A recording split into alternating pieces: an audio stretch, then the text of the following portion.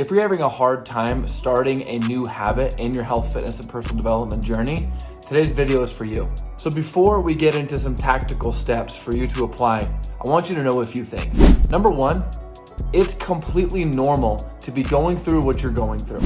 In my over 14 years of experience, I don't think I have ever worked with anyone that instantly implemented new habits and it was perfect from the get-go. And I bet you can agree with that. I bet you know that, and yet you're being harder on yourself. And I hope that in hearing that alone alleviates some of the stress, the guilt, the shame that you might be feeling because you haven't been able to start your new habit. And I want to share an uncomfortable truth with you. It's that circumstances never change. You do. A lot of the reason we have a hard time starting a new habit is, let's use the gym for example. We go, and for the first week we go 3 days a week. Second week maybe we do that again, but then work gets busy. The kids get sick, you get hurt.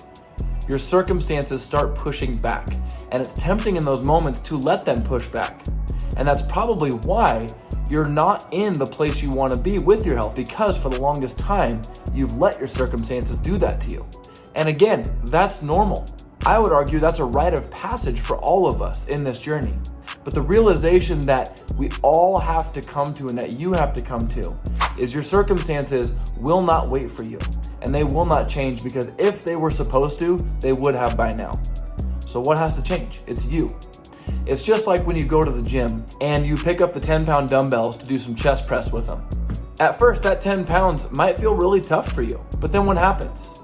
Through repetition, the 10 pounds gets lighter. Did the weight weigh less? No, you got stronger. Do your circumstances ever get easier? I don't know, probably not. But you get stronger at making the right choices. So the tactic I'm going to share with you in this video is micro commitments. And before we get into what those are, I want to say that these require humility. They require ditching your ego, because it is tempting to want to take on a bunch of new habits overnight. You go to the gym 5 days a week for an hour each. You eat perfectly chicken, brown rice, and broccoli every single meal, no more junk food. But like most of us, you have a lot of plates spinning, and we have to think long-term here. What's the long-term play? Is the long-term play for you to always go to the gym 5 days a week and always eat nothing but chicken? Or is it for you to get and stay healthy forever? Because if it is the latter, then you'll be glad to know that it takes consistency to do that. And what consistency is it's a messy, bumpy road. It is not a perfect road. So what micro commitments are is when you take a habit and you boil it down into the simplest action step that you can do, so that no matter what is working against you, you know you can do it. So for example, we're gonna put the hour a day, 5 days a week goal on the back burner. We'll get to that. But for right now, we're gonna make it a point to go to the gym for 3 days a week, 10 minutes at a time. And instantly you're probably thinking, that's not gonna do anything for my results. And in the short term, it won't. But what it's going to do is one of the most important parts, which is build the habit of you getting there. Because what will likely happen is you get there, and 5 minutes into your 10-minute workout, the fog lifts, you feel amazing, and you blink, and before you know it, it's been a half hour and you've gotten a great workout in. You see, the concept of the micro commitment is to get the lead domino to follow. It's to get your butt in the gym. Another example would be for your diet. Instead of trying to completely 180 your diet overnight and completely change what your breakfast, lunches, dinners, and snacks all look like, instead consider just trying to add more lean protein to every meal. That's it. You see, because I'd be willing to bet this is not the first program you've done. And like a lot of us, you've tried and failed many programs in the past, and that probably doesn't do much for your confidence in being able to stick with this one.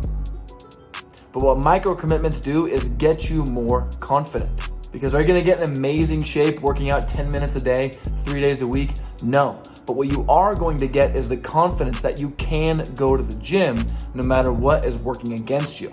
And the final example is prioritizing time to yourself. And this is especially true for you parents out there. I get it. I have young kids. It's really hard to justify taking time away that you feel like you already don't get enough of from your kids. Or maybe it's even after the kids go to bed, you just feel guilty. You feel like you need to do the chores and pay the bills and all those things. And obviously those are important, but you also know that time to yourself is important. And yet you're not doing it. Again, completely normal. So what a micro commitment could look like for you here is to schedule just 5 minutes. Take 5 minutes to do something other than doom scrolling your phone or binge watching TV. Do some push-ups. Go for a walk. Do 5 minutes of a hobby that maybe you haven't picked up in a while.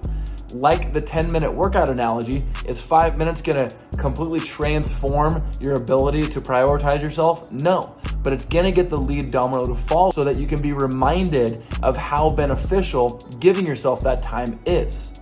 And what happens most of the time, you trick your subconscious into thinking, I can do 5 minutes, and then 5 minutes in, you're like, I'm doing this for 20 minutes. And then you look forward to it instead of it being just one more thing that you failed. That is the magic of micro commitments, and that is the key to starting a new habit.